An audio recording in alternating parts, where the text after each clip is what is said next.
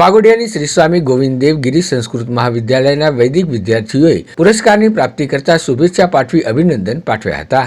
વાઘોડિયા ખાતે આવેલ કાબરા ફાઉન્ડેશન દ્વારા સંચાલિત શ્રી સ્વામી ગોવિંદદેવ ગિરી સંસ્કૃત મહાવિદ્યાલયમાં અભ્યાસ કરતા 9 જેટલા વૈદિક વિદ્યાર્થીઓએ સંસ્કૃત અને ગીતાજીના વિવિધ વિષય પર મહાકાલ નગરી ઉજ્જૈન ખાતે યોજાયેલ આંતરરાષ્ટ્રીય ગીતા મહોત્સવમાં ભાગ લીધો હતો. જેમાં વાઘોડિયાના શ્રી સ્વામી ગોવિંદદેવ ગિરી વેદ સંસ્કૃત મહાવિદ્યાલયના વિદ્યાર્થીએ હિન્દી વ્યાખ્યાનમાં નિલેશ જોશીએ પ્રથમ નંબર પ્રાપ્ત કર્યો હતો અને અલખ યોગીએ તૃતીય નંબર પ્રાપ્ત કર્યો હતો. જ્યારે સંસ્કૃત વ્યાકરણમાં અલખ યોગીએ પ્રથમ ક્રમાંક પ્રાપ્ત કર્યો હતો. જ્યારે સંસ્કૃત નિબંધ લેખનમાં પ્રિયાંશુ શર્માએ દ્વિતીય ક્રમાંક પ્રાપ્ત કરી પોતાની વેદ સંસ્કૃત વિદ્યાલયનું ગૌરવ વધાર્યું હતું. વિજેતા વિદ્યાર્થીઓને સંસ્થાના સંરક્ષક શ્રી ત્રિભુવનદાસ કાબરાજી અને ગુરુજી ડૉક્ટર બાલકૃષ્ણ દવેએ શુભેચ્છા સહ અભિનંદન પાઠવ્યા હતા.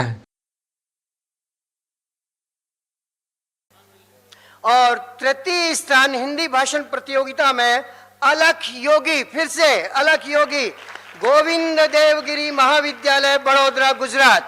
तो अभी तक ये गुजरात का विद्यालय लीड कर रहा है सभी प्रतियोगिताओं में. 3 प्रमाण पत्र पहुंच चुके हैं अभी तक.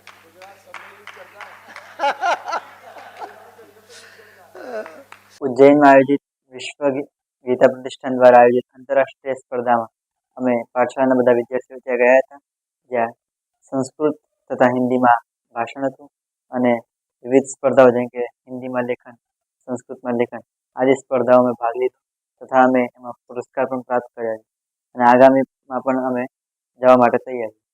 जय श्री कृष्ण.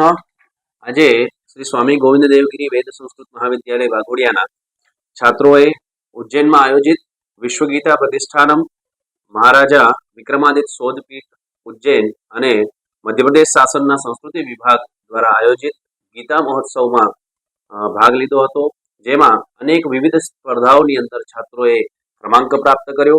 આપણે બધા જાણીએ છીએ કે ગીતાજી દરેક માણસના આદર્શનો એક વિષય છે અને આ વિષયને આગળ વધારવા માટે શ્રી સ્વામી ગોવિંદ દેવગિરી વેદ સંસ્કૃત મહાવિદ્યાલયના છાત્રો તત્પર છે અને અનેક વિવિધ સ્પર્ધાઓની અંદર આગળ પણ જેટલી પણ આંતરરાષ્ટ્રીય સ્પર્ધાઓ હશે તેમાં ભાગ લઈશું.